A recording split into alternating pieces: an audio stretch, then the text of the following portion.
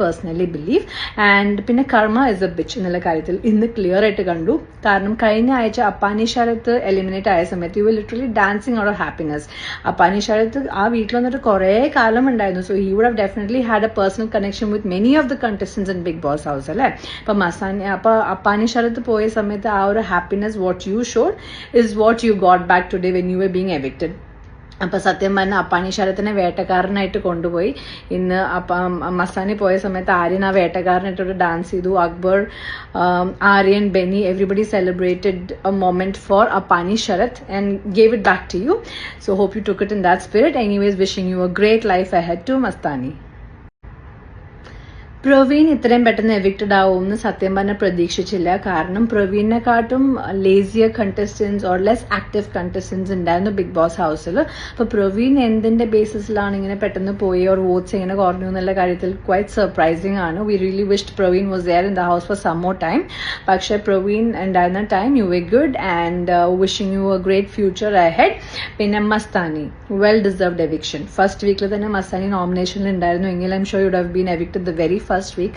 കാരണം മസ്താനി വന്നപ്പോൾ തൊട്ട് എല്ലാ ആൾക്കാർക്കും ലൈക്ക് പേഴ്സണൽ മാറ്റേഴ്സ് പറഞ്ഞ് അവരെ ക്യാരക്ടർ അസാസിനേറ്റ് ചെയ്തൊക്കെ ട്രിഗർ ചെയ്തുകൊണ്ടിരിക്കുന്ന ഒരു കണ്ടസ്റ്റന്റ് ആയിരുന്നു മസ്താനി.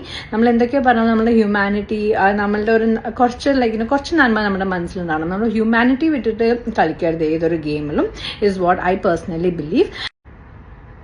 റിയലൈസേഷൻ ആണ് ലൈഫിലത്തെ ഏറ്റവും ബിഗ്ഗസ്റ്റ് കീ. നമ്മളൊരു മിസ്റ്റേക്ക് ചെയ്ത് കഴിഞ്ഞാൽ അത് റിയലൈസ് ചെയ്ത് ആക്സെപ്റ്റ് ചെയ്ത് നമുക്ക് അപ്പോളജൈസ് ചെയ്യാൻ പറ്റുവാണെങ്കിൽ we become a better human being. Lakshmi അങ്ങനെ ആദ്യമായിട്ട് ബിഗ് ബോസ് ഹൗസിൽ സോറി പറഞ്ഞു. It was very nice to see Lakshmi apologise to Oneal, to Lalettan and to everybody for causing hurt. മാത്രമല്ല ലക്ഷ്മി ചെയ്ത ആ മിസ്റ്റേക്കിന്റെ അങ്ങനത്തെ ഒരു ട്രോമ ഒനീലിന്റെ മൈൻഡിൽ ക്രിയേറ്റ് ചെയ്തതിനുള്ള ആ ഒരു ഇമോഷണൽ ഡാമേജ് ക്രിയേറ്റ് ചെയ്തതിന് ലക്ഷ്മി എല്ലാ കോൺസിക്വൻസും ഫേസ് ചെയ്യാൻ റെഡിയാന്ന് പറഞ്ഞാൽ I am very happy and I'm really believing ഇനി മുതൽ ഈ ഒരാഴ്ച മുതൽ Lakshmi is going to be a new Lakshmi. ആ ഒരു അഹങ്കാരം ഒരു വെറുപ്പ് towards men or whatever irritation that she's been having in her mind മാറ്റി വെച്ച് I hope she'll be able to accept her co-contestants or her മറ്റേ ബിഗ് ബോസിലത്തെ മറ്റുള്ള ഫാമിലി മെമ്പേഴ്സിനെ നന്നായിട്ട് കുറച്ച് നല്ല രീതിയിൽ കോർഡിയലായിട്ട് ഗെയിം കളിക്കാൻ പറ്റട്ടെ എന്ന് really wishing her. And yeah,